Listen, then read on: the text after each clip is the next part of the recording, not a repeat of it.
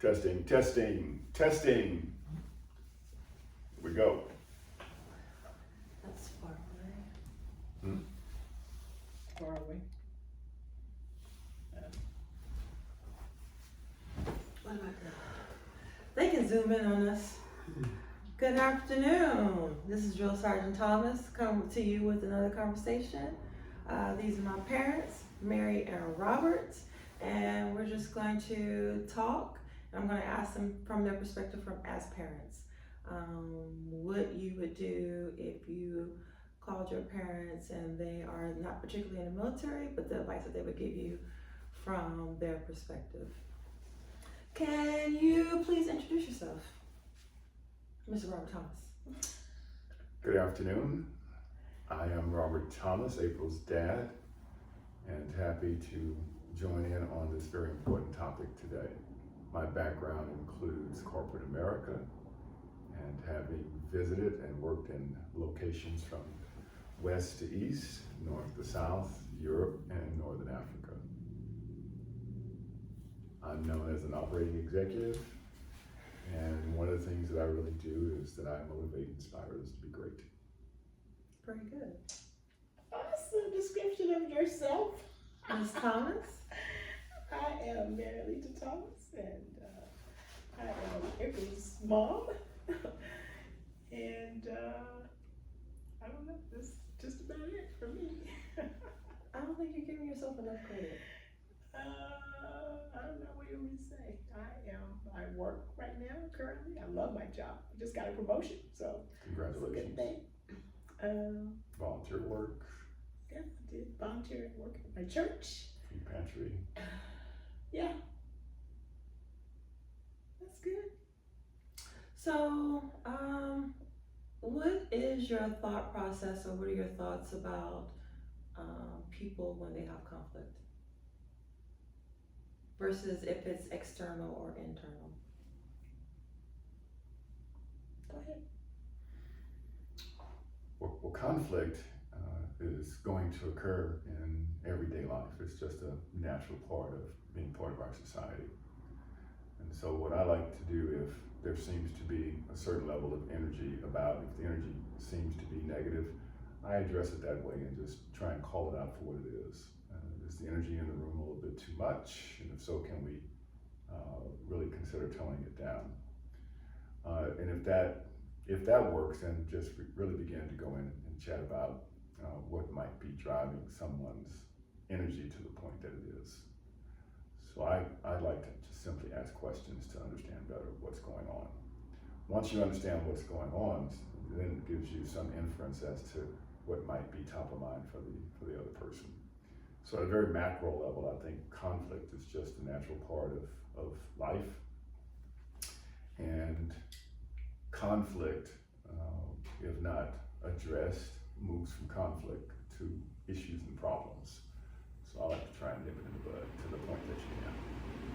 What advice would you give to someone who doesn't know how to resolve that conflict within themselves, or does not have the awareness or the wherewithal to understand that they may be part of the problem within the conflict, whether it's at work or at home?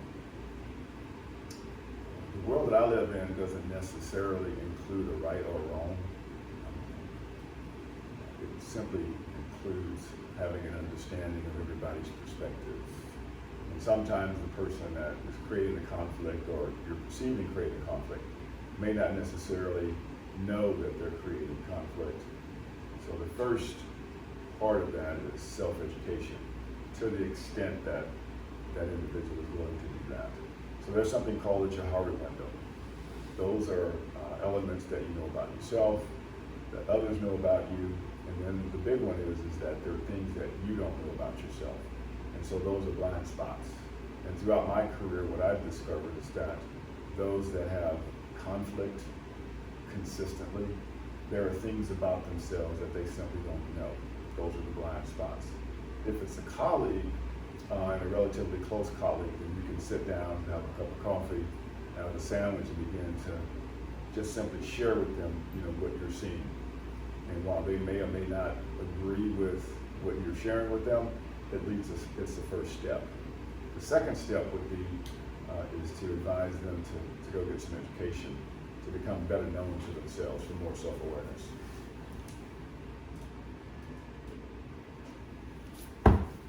Sorry, Sarah, AC off, so won't be that much noise in the background. What advice does he give? For conflict within yourself, Mm-hmm. I guess I would agree. It's like you need to, I guess, figure out what's going on, like why you're feeling that way, or so that would just take some, I guess, evaluation of yourself, take a look at yourself and how you're feeling about yourself, and I don't know how you. I don't really know how would you do that? How do you look at yourself and see what it is that's going on inside of you that's causing that conflict? I would ask you that question, Robert. Yeah, and the answer that one's really simple. So for us Christians, what we do is that we turn to God. And while I'll never sit down and say that I'm a Bible carrying Christian or I know all the scriptures, but what I do have interest in and faith and belief in is that if you turn to God and you ask Him to give you some guidance, insight, He will. And so having prayed on that and asking about that, then I tend to identify, certain scriptures, and then I begin to read those scriptures, out loud, and then share them, out loud. Most of the time I share them out loud, that's, via email or posts, to a site that I have. So that is my belief, and that's where I would always invite someone to go to. And then once you discover if they're not a believer, then there's yet another opportunity for you to introduce them to God. So I want to use one of my personal scenarios to get your perspective on how you would help or guide someone who does not have a support system within the military. A lot of people carry burdens or issues at work within themselves and do not know how to have those conversations or to seek guidance or to seek help. So I want to take it back to I think my second investigation. And Dad, if you could share some of the advice that you gave me the first time I called you when I was accused of trainee abuse. I'm not going to go into the details of that investigation, but I was allegedly accused of abusing a specific trainee. That investigation came back unfounded, but the first thing that I did when my commander sat me down and had that conversation is I called my dad to have that conversation, because when you get news like that, regardless of how you are as a military member, whether you're a good non-commissioned officer or a bad one, being under investigation is very stressful, not only for that individual, but the people within the unit, the company, because it is a systematic or steps in the system that happen when you have to take an individual out of the unit. People have to cover down. People start to worry about, are they doing something wrong? There's just a point of failures along the way. And so I just want to go back to that time. And as a parent, if you can kind of guide someone who doesn't have that support system as to what they can do.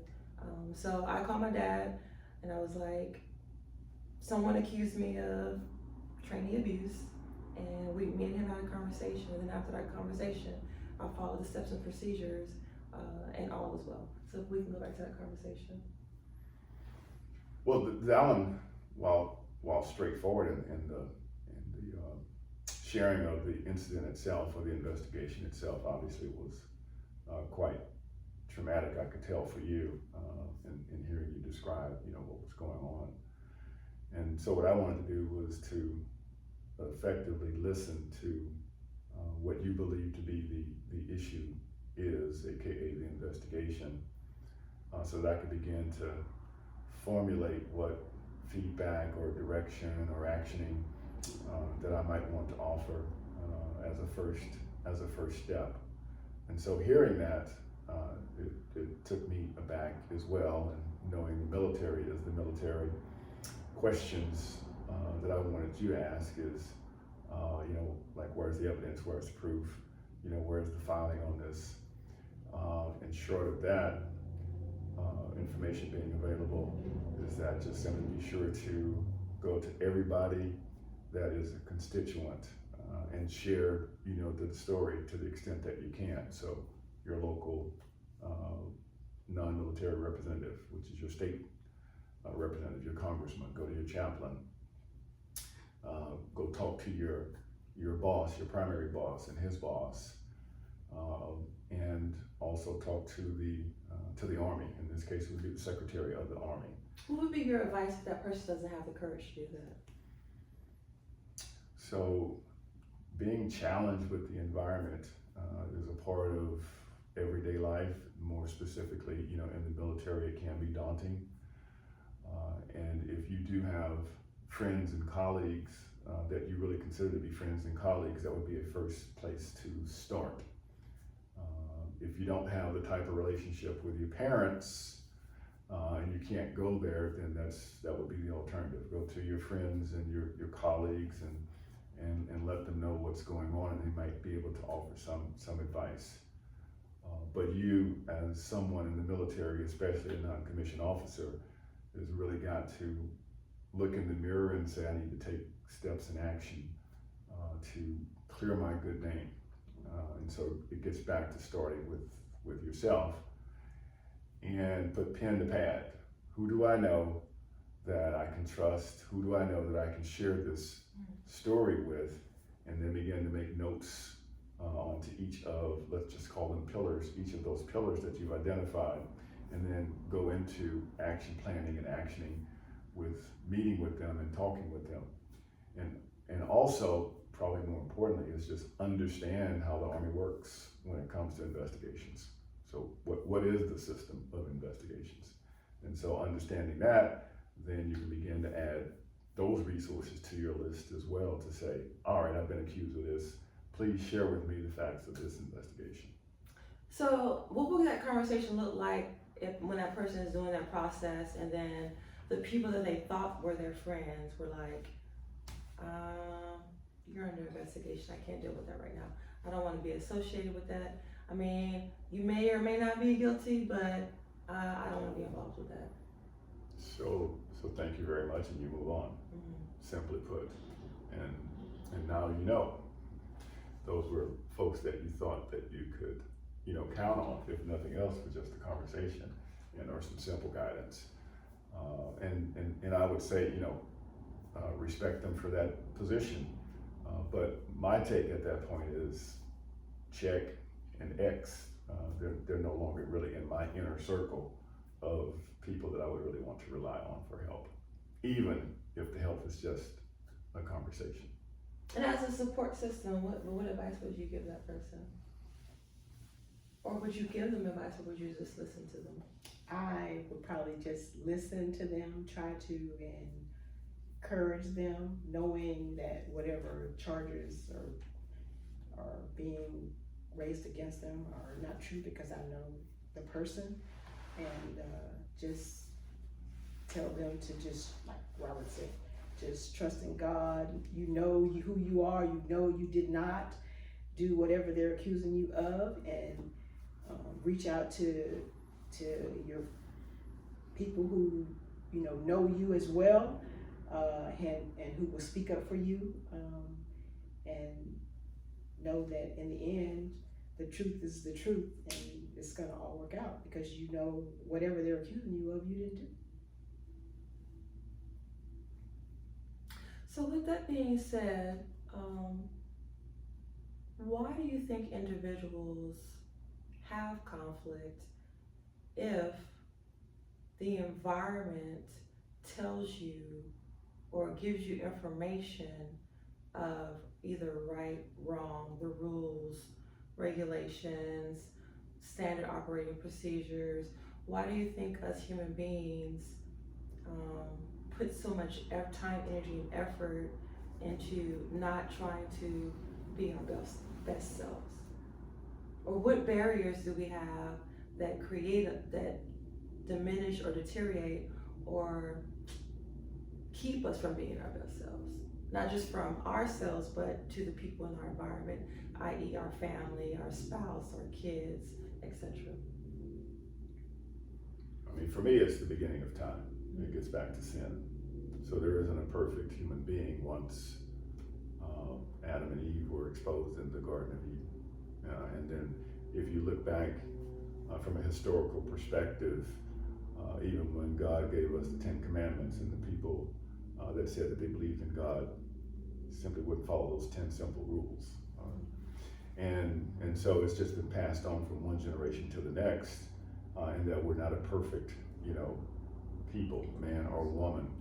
And everybody's going to have different perspectives and take different sides and interpret rules and policies, differently. And so therefore, their take on things are going to be potentially different than yours. And that's really important to understand. So history is important to understand, society is important to understand, and more importantly, you as your own self need to understand how you operate and really begin to self-examine. Do I have the right people in my, I call them trusted advisors, my inner circle, that will help me, as I move forward. How important do you think the inner circle is? Very important. I would say on a scale of 1 to 10, and 10 being the highest, it would be a 10 as far as I'm concerned. So I know my wife, we don't necessarily keep secrets from one another, but if you went to her today and said, look, Mary, I'd like this to stay between you and I, and she shared something with you, as much as she and I are transparent with one another, I would never hear about it. That's true.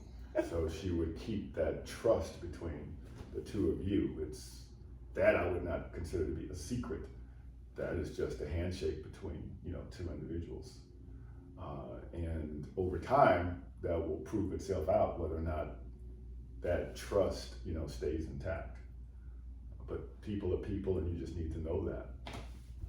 So, select those that you want in your inner circle, and once you believe that they are capable of being in your inner circle, let them know. What does a good inner circle look like? Mine is developed over years, and one of the characteristics is that I can call someone that I haven't talked to for 6 months. Mm-hmm. And when they answer the phone, they'll say, so what's going on? How are things going? Things are great. Just calling to check in and say hello. Or, I need your thoughts on this. Okay, so what is it? So I have several folks like that in my trusted, circle. And it tends to work regardless of the topic. Or even if I want to share, good news. And then they also share in that good news, just like you're going to become an aunt, real soon. So I reached out to a couple of them and said that we got a new baby on the way. And they said, wow, that's great. I'm sure you're excited. I'm sure Mary's excited. Because most of the folks in my trusted environment also know my wife, Mary, by first name and social experiences as well. So it's really that development of those relationships and of those that you want in your life. I've said it from the time you guys were young, is that just to be sure you have quality people in your life, and that's really what I mean.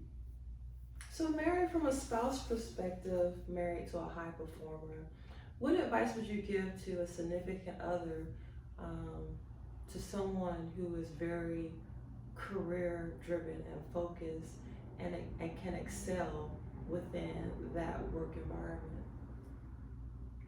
and not compromising yourself as their spouse? Well, for me, pretty much since Robert and I have been together, he's just, hard worker,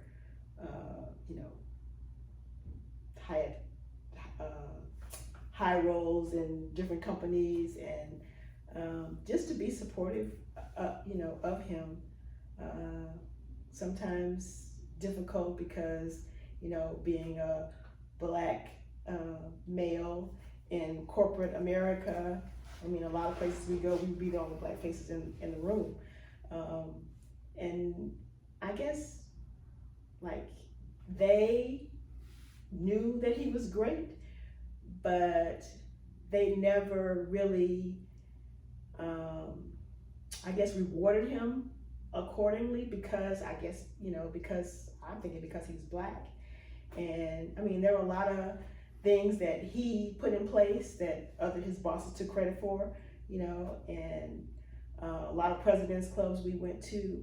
And while, you know, they would treat us really nice, like put us on the front rows of events and stuff,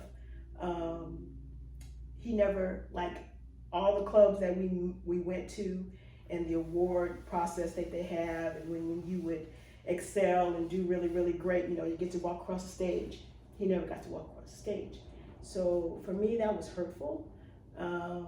But just always to be supportive of him, knowing that he's great, and no matter what they say or how they treat him or what they do, you know, that, you know, in the end, he's going to continue to excel because, you know, he's doing the work. They might not say it, but they know it, you know.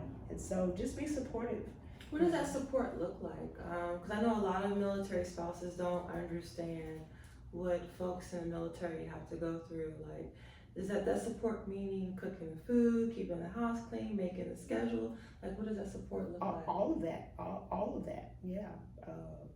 Just making sure that he is able to focus on his job or whatever his responsibilities are, and that he doesn't have to worry about what's going on at home because, you know, I'm taking care of that. And I guess basically that's pretty much it. Just, you know, just be a strong support system to him. Keep him encouraged, you know, no matter what's going on. You know, keep telling him how great he is. Keep telling him, you know, just keep doing your best, and, you know, in the end, it's all gonna work out. I think there's a level of sophistication too that goes into the relationships, and again, back to understanding, you know, one's self, but it really begins to defining the relationship.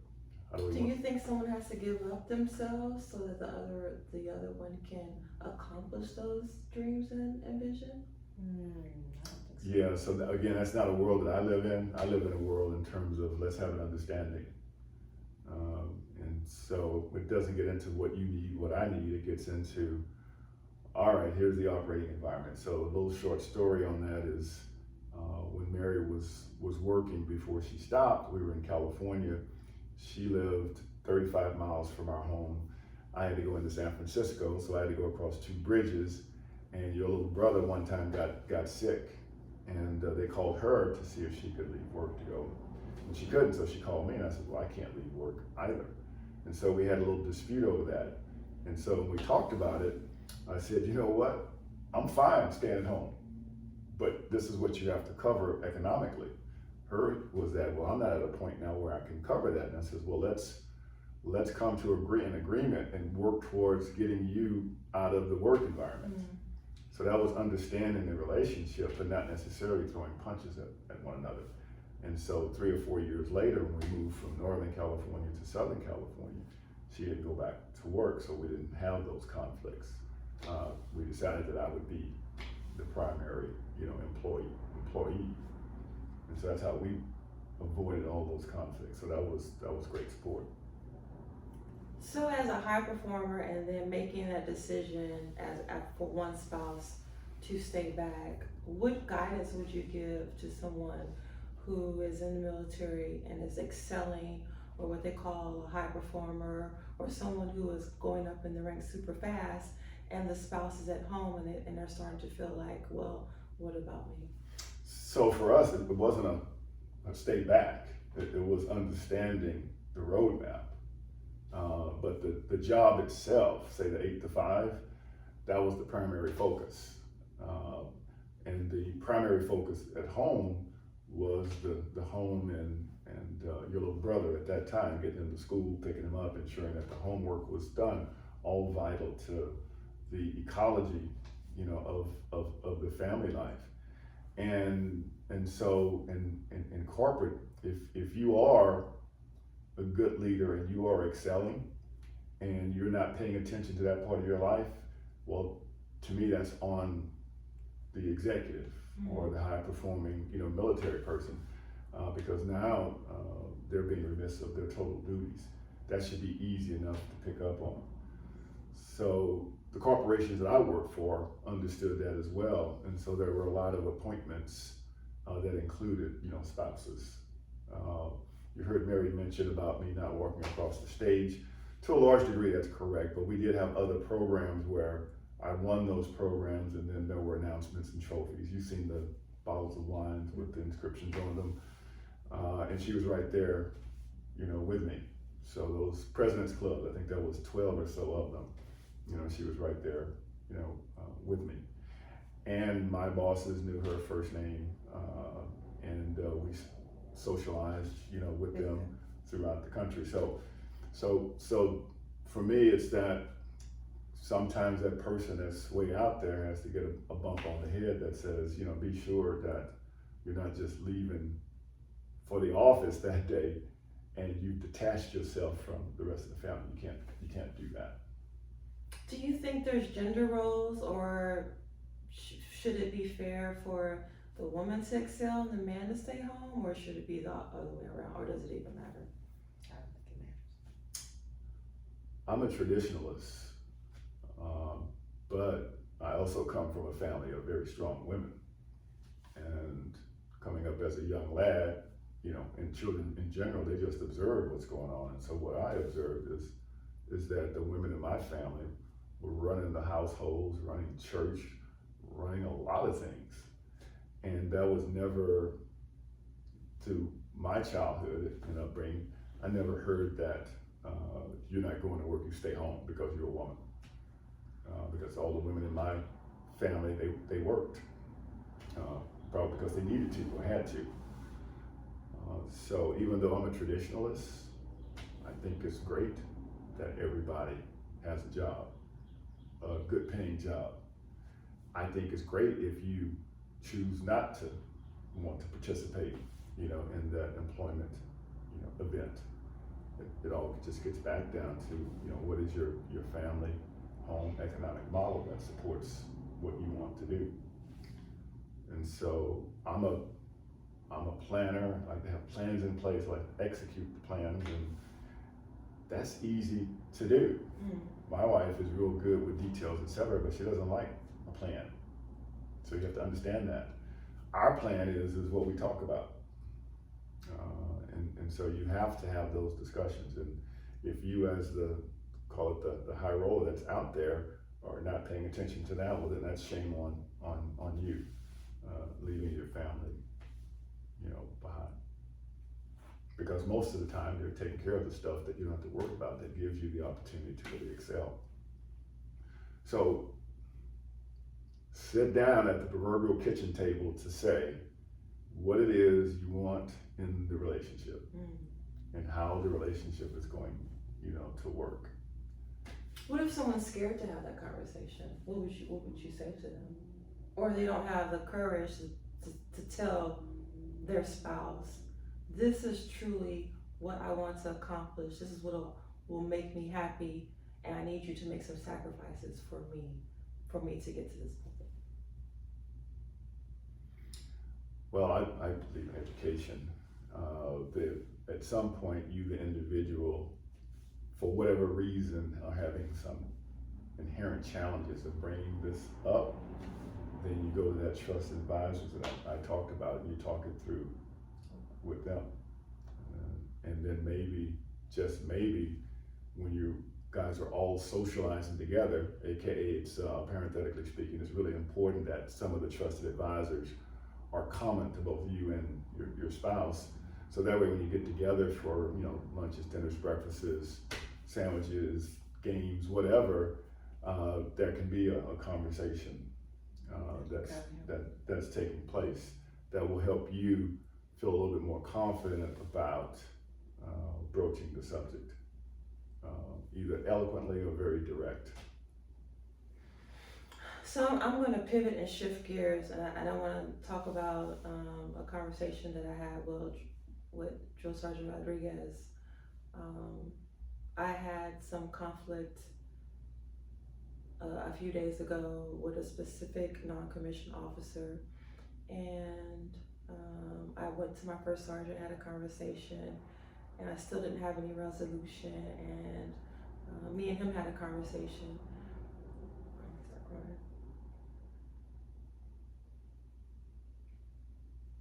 And he was like, I'm going to pray for you. I'm going to keep you in my prayers. So I saw him yesterday, and what I failed to realize is that sometimes we fall short of the impact that we have on our environment, and we get so focused on why me, what am I doing because I'm the common denominator, not realizing that it has nothing to do with us, it's the people around us. And in having that conversation, he made me realize that I was more focused on my flesh than being in either the Spirit, the Holy Spirit, or truly trusting in God. What would you say to someone who is having that conflict and they are in the flesh, i.e. meaning they're trying to control things themselves instead of truly relying on their faith? Well, I think it's a combination of really both. So if you are having challenges and things are going well, still pray to God, still find those scriptures. And I just had a conversation with one of my customers. He was simply sharing with me how tough it was going for him for the month of March, business-wise. And he just really wasn't, understanding what was going. He was telling me about A, B, C, and D. And I said, well, Rodney, so let me ask you a question. He said, sure, Mr. Thomas. I said, are you a Christian? He said, I sure am. And I said, well, everything that you've shared with me right now is that you've not spent any time talking about sharing this with God. And he says, wow. He says, you're right. And I said, well, look, so what I asked my family to do in terms of my resolution back in December, I asked my daughter and asked my wife if they would help me be a little bit more closer to God. And I said, and so my church has small groups, and I've gotten tired of hearing the pastor talk about small groups, and I've decided to do something on my own. That's a little bit more of a longer conversation, but the short conversation is that my daughter would send me some spiritual messages, songs, etc. I said, but what I started was placing on my calendar Monday through Wednesday and then Friday, because we have these early meetings on Thursday, and 9 o'clock is God time. Mm-hmm. And I said, Rodney, it doesn't matter if it's 5 minutes or 30 minutes, and I'm in that range, but I spend time thanking God, sharing with him what I would like to have happen in my life, and then going to the scriptures.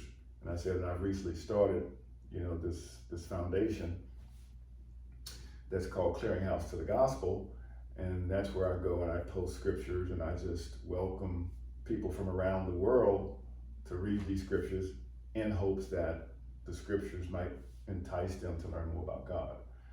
And I said, so it'll take you 5 minutes, or it could take you 30 minutes, depending on what you have to say. So that's what I would offer. We have the opportunity to help encourage others, and you can do that by sharing with them, whether they're a Christian or not. I ask the question because that lets me know how deeper and wider I can go. If they said no, then I can just give them the introduction, to God. But that's what I would suggest to help begin strengthening people, and give them a scripture. And you can also pray for them. So say you've given them that advice and they are still spiraling. Is there a different form of connection or some type of way that you can try to get them to resonate with the message that you're saying? So I'm no theologian, and I'm no expert, on the scriptures. But what I do believe in, and that is God.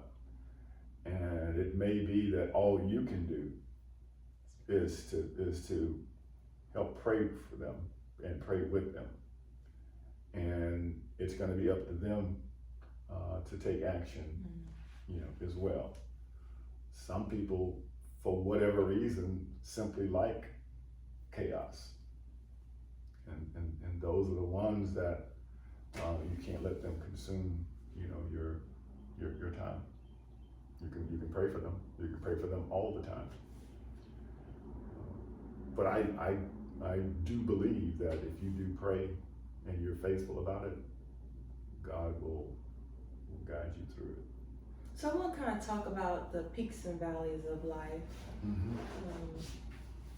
What is some of your best advice or some of your best guidance that you can give to someone who has had maybe 10 years of really good success, and now they've either plateaued or a parent has passed, a child has passed, they've lost a lot of money, or they got into a divorce.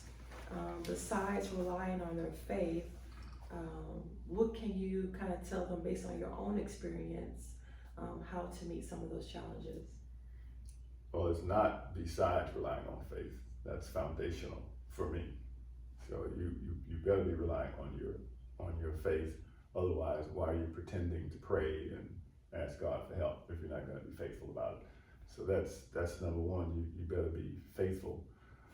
And then over that 10-year period, then it's just begin to look at the areas of success. Chances are it wasn't a straight line. There were peaks and valleys in that period of time where you were very successful, and then pinpoint the areas of self-infliction wounds, and then wounds that just kind of came out of the bow that you didn't necessarily realize, and then just some things that you did not anticipate.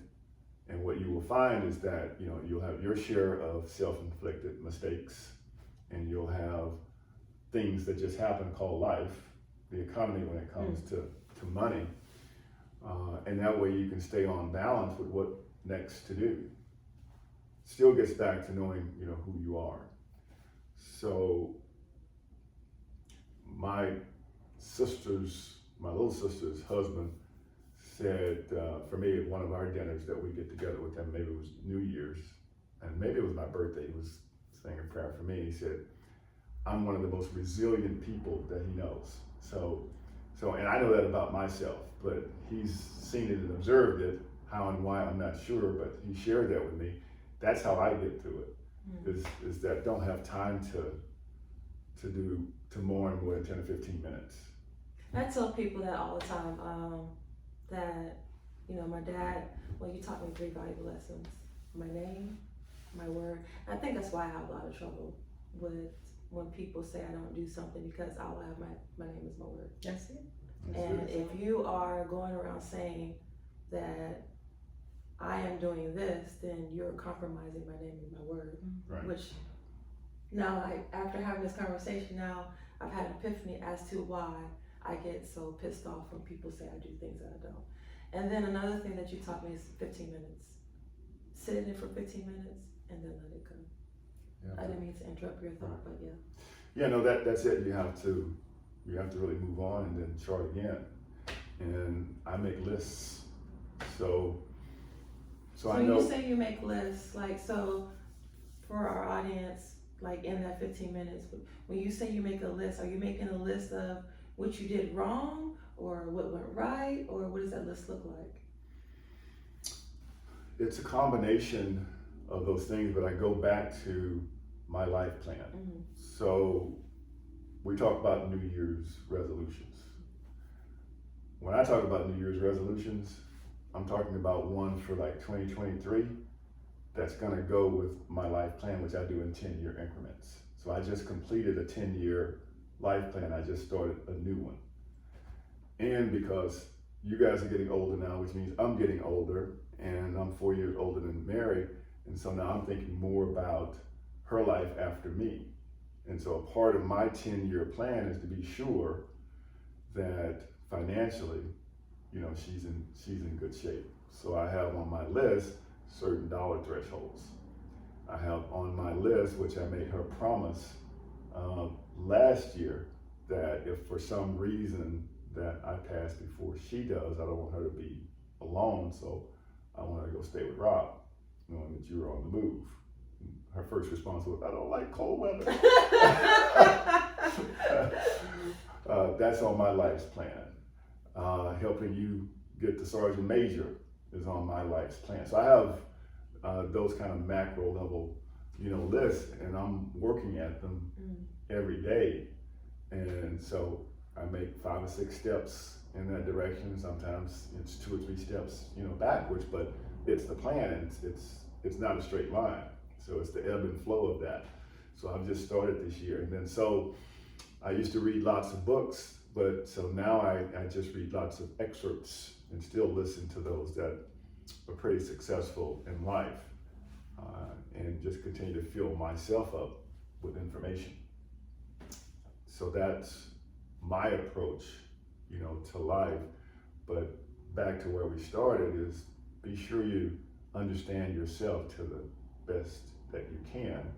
And if there are things that people say about you that maybe it is a blind spot.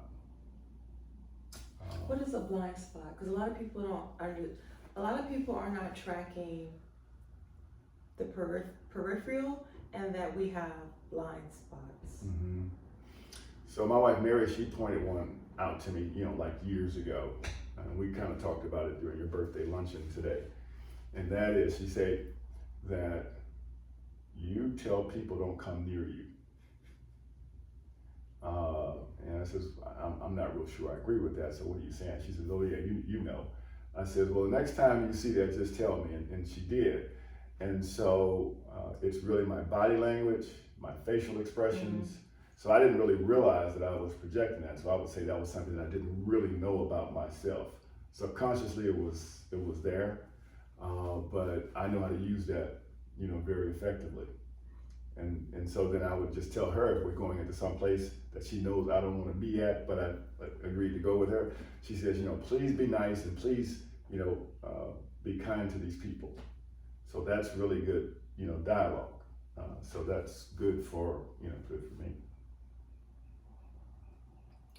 So I think that's really healthy, and I don't think a lot of people who are in relationships or married truly have those hard conversations. How do y'all have those hard conversations, or when do you know to have those hard conversations? I don't think we think that they're hard conversations. At least I don't. Are they hard conversations for you? I guess, like, what are we talking about specifically? Like who? Conversations about, earlier you asked about, you know, being on top, like we were like on top, like big house and we're sharing and all of that, and then Robert got laid off, and we were doing good, and I'm like, you know, something, you know, you're not working, money's going out for mortgage, for all this stuff, car payments, all that, you know, where's this money coming from? Maybe we need to sell the house, you know, get rid of some cars, whatever. And then at some point, you know, it got to a point where, you know, I guess he realized that we needed to do something, and then we did put the house on the market.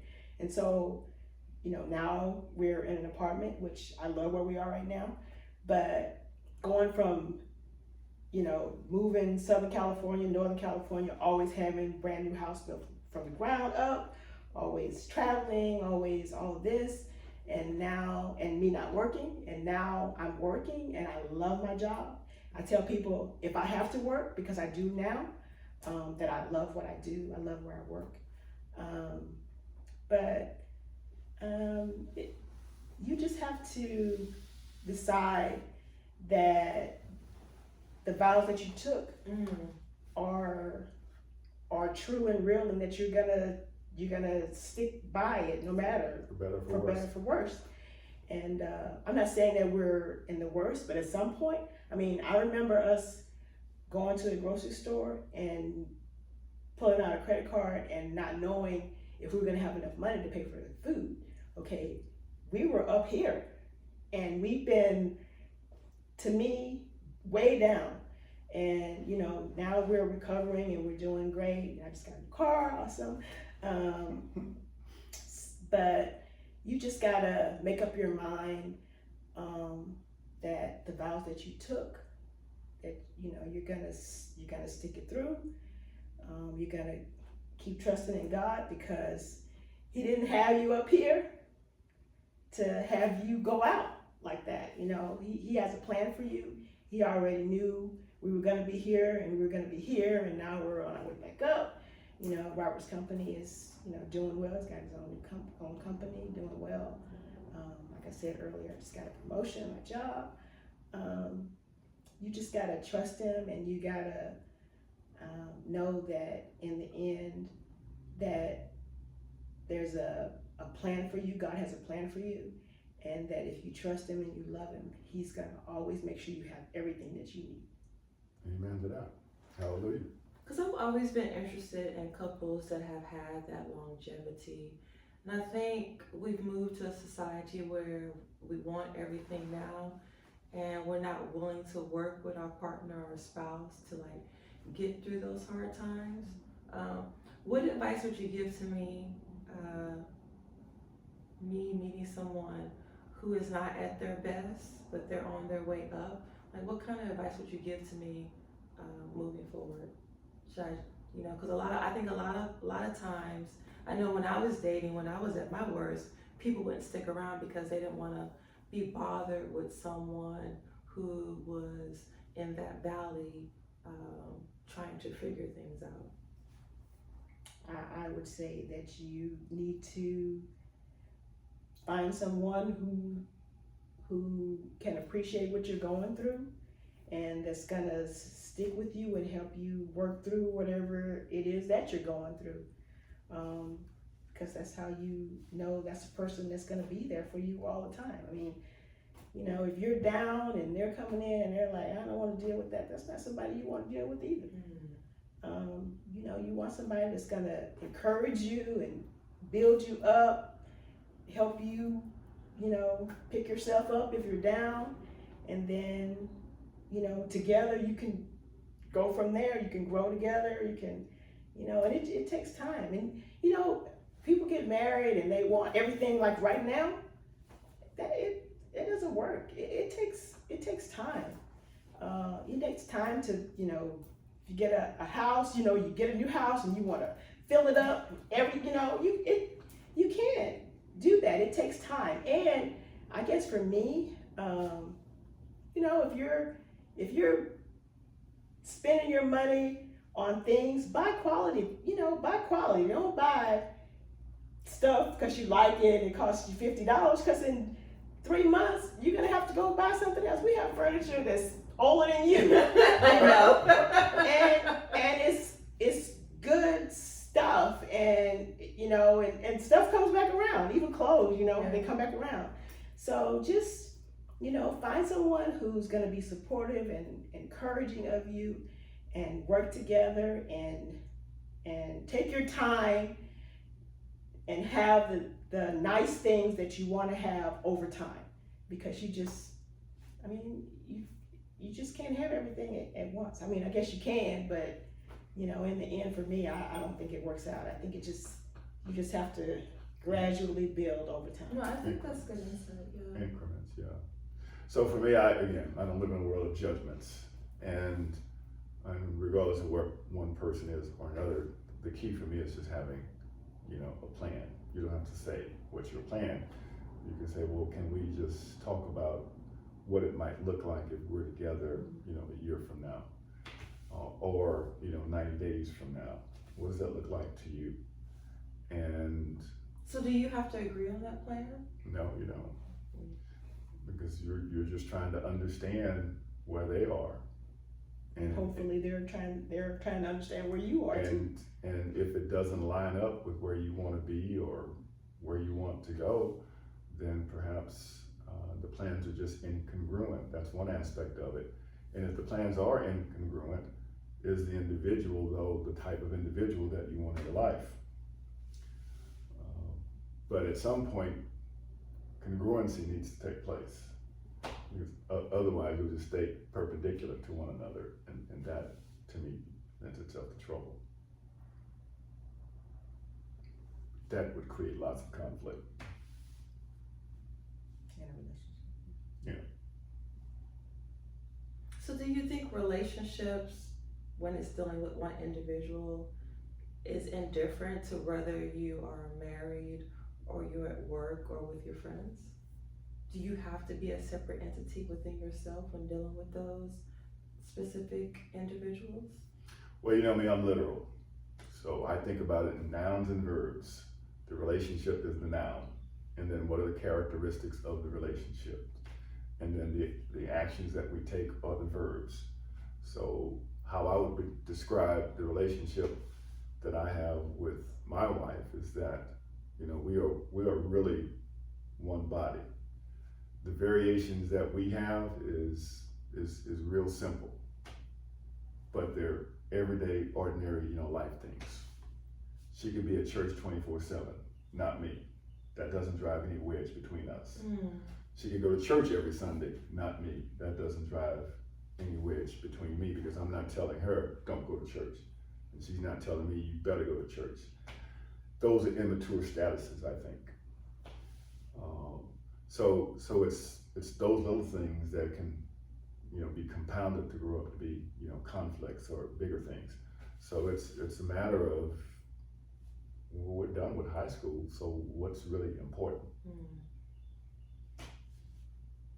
What's really important to me is that you pick the right cabbage. I do not go to the store for cabbage, okay? Because I never pick the right one. Never, ever, ever. Right, and so that's how we resolved, you know, that conflict. So you should see her toothpaste tube. It's all squished up. Mine is not. So how do we resolve that? Well, we get 2 tubes of toothpaste. So it's all of that little things that you fight over, I guess, when you're in junior high school. When you become adults, you know, what are the things that really matter? The things that really matter is your health.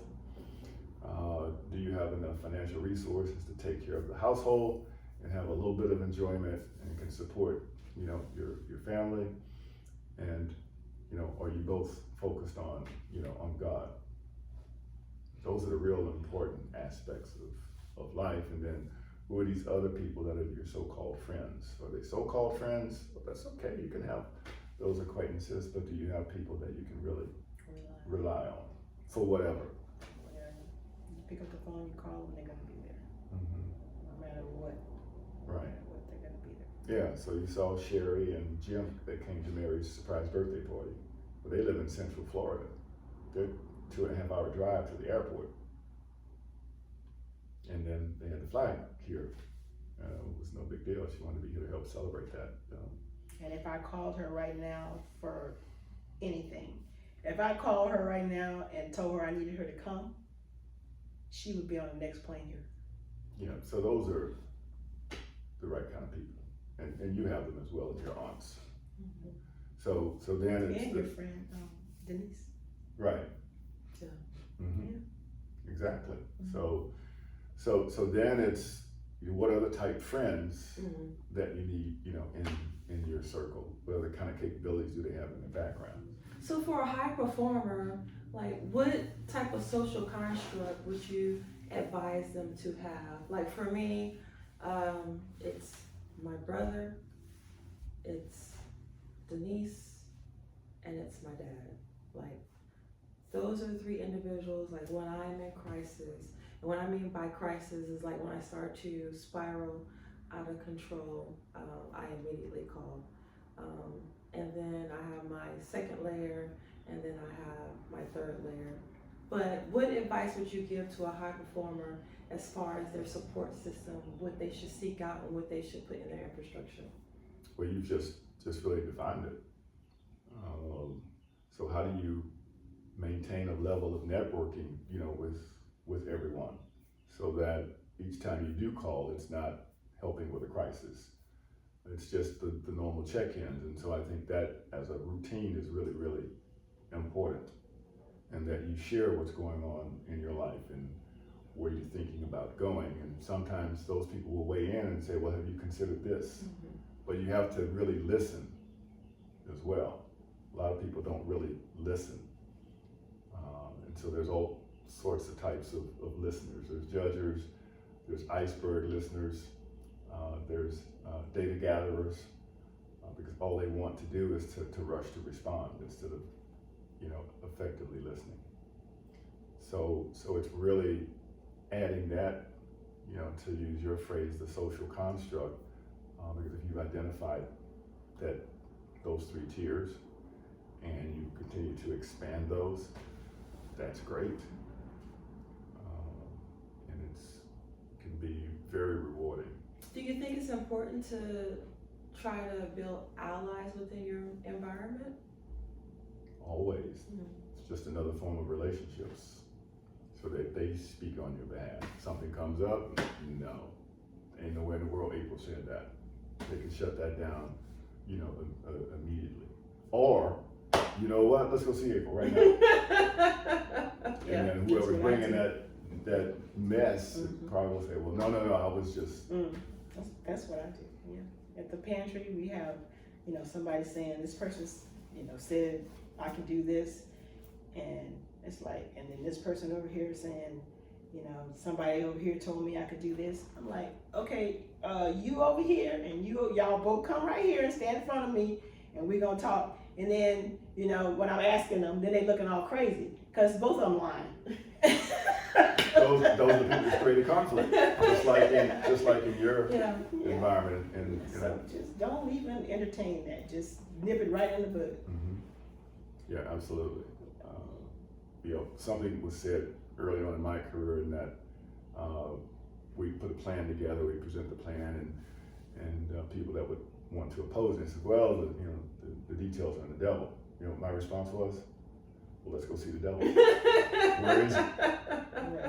You know, because sometimes those were just things being said to cast doubt of the listeners. Please say more. What more detail do you want? Let's go ahead and get this fleshed out right now. And it would be nothing. So it's just having the courage just to be your authentic self. And not so much courage, but just being prepared. Think it through. I orchestrate everything. And think about it, you probably do as well, but we don't think about orchestration this way. I think about orchestration with what I'm gonna wear to work tomorrow. I think about orchestration with what time I'm gonna walk out the door. I think about orchestration is how long is it gonna take me to get to work. I have all of that already laid out in my mind, and most of the time there's very little variation to it. And so if I've got some challenges afoot, you know, I've lined up who's gonna help me solve the challenges if it takes more than just me and by when. So I've talked that through. In a lot of cases it's written out, but if it's not written out, it's certainly in sequence up here. And if I sense that like Mary is going through something, I'll just start asking questions. And then if I really want to find out, I just take her to Nifa's and give her 2 margaritas, and then she starts saying everything. But that's another way to orchestrate really the day. I mean, you can't do it all because life is just going to happen. But you know, just pay attention to what's going on. So, what is your thought? In closing, I'm going to ask a few questions, and you can just give me your opinion. What is leadership? So the world that I come from, leadership is about making things happen. We can get into the different leadership models, and I do have one I'll share with you in just a moment that I use and have used for decades. But depending on your operation, your goals, and your objectives, leadership is really ensuring that the enterprise, internally and externally, is aware about the strategy, is aware about the execution component, and how you're going to monitor and pivot and change and support that direction. So you've used the word courage a lot in this discussion, and so I use the Diamond Leadership Model. And that Diamond Leadership Model includes a number of aspects, but the first one, is ethics. And when you use that word ethics with some folks, some don't really understand it, or some thinking that you're meaning that, you don't ever make mistakes, or you don't ever, straight a line. That's not really what I'm talking about. Ethics means that you have a commitment to your business and your workforce, and you're going to do your dead level best to be successful at it. And make those around you look good too. Yeah. And then the other aspect of the model is courage. Do you have the courage to compete in the marketplace, to do with it what you say you're going to do when you create your budget? So those are two components, and you can look it up because it's not a model that I developed, but it is a model that one of my trusted advisors introduced me to, because she said when she adopted it, I was the first person that she thought about, because she said I hit each of the points on the diamond. That's the metaphor, the diamond itself. And if you are able to be successful on all four inside the diamond, is greatness. And people say, great or brilliant, what does that really mean? No problem, let me help define that for you. So what it means to me is A, B, C, D, and E. If I can do those, that's greatness. So it's again back to understanding who you are, how you operate, and how you participate in the marketplace, the relationships that you have and or develop.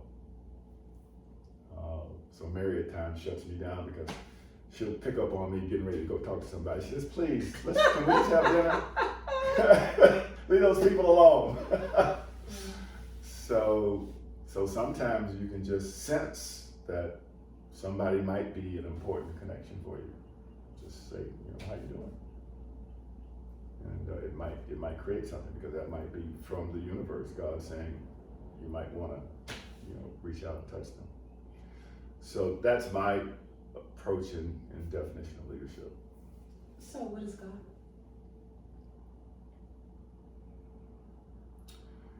God is the true God, is the creator of all things, is the creator of man. He's the creator of women. God is the creator of our world. He's the creator of our oceans, our rivers, our streams, our creeks. He's the creator of the air that we breathe. He's the creator of why we exist. He's the creator of why I can have my own will to make my own decisions. So God is all things that exist, in the world that He created for us. What is a soul? The soul is my eternal life that God has gifted me with, because I'm a Christian and I'm a believer. So, God, gave His only begotten Son so that we wouldn't have to go through life eternally, bearing these sins. And so our soul has been graced with His mercy, with God's mercy, to absolve us from not being able to benefit from that eternal life that is promised to us. If we trust Him. what mechanism would you give or utilize to get yourself out of flesh back into the spirit? I don't know that I spent a lot of time on that at all. And I know that we hear church people and pastors talking about that's my flesh speaking and all that. I just say that's hogwash. If you read the Bible, if you go to certain scriptures, it will tell you to lean on the Lord, you know, for guidance and support and for your well-being. And the Bible it's filled throughout with that. And so I've been saved. I believe in God. I'm a Christian. I'm very faithful. If I have challenges, I go right to him and pray, which is very often. And I do have my favorite scriptures. And now that I'm trying to help share his word throughout the world, I spread, you know, his gospel just about every day. So that's really where I live with that. Like I said, I'm not a theologian, so I don't think about it that way. I just think about it real simple. Do you believe in God? Yes or no? Yes, I do. Then, well, how do you help grace him and bless him and glorify him And help others to know. Yeah. And What's the best advice you've ever received? very broadly speaking, Mm-hmm. well, my mother told me to marry Mary, so that was really good advice. And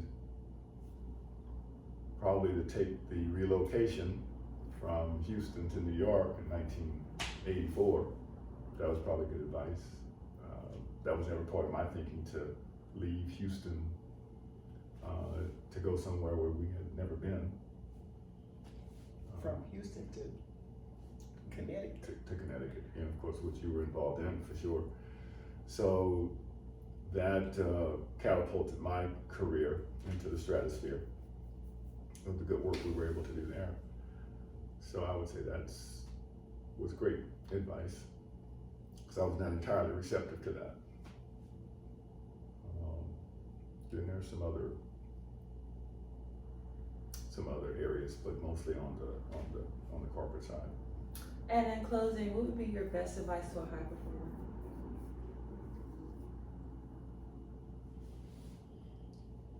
What are you considering to be a high performer? I consider someone who doesn't make excuses, does the hard work, makes a plan, and gets after it, regardless of the naysayers or people telling them that they can't do it. So thank you for that. My advice for high performance is to continuously self-educate and get marketplace education. 1, 2, build influential relationships, centers of influence. 3, be humble and recognize those that are helping you. I would start with those 3 or so. Well, I want to thank you both for this conversation. It's been a pleasure. Most welcome.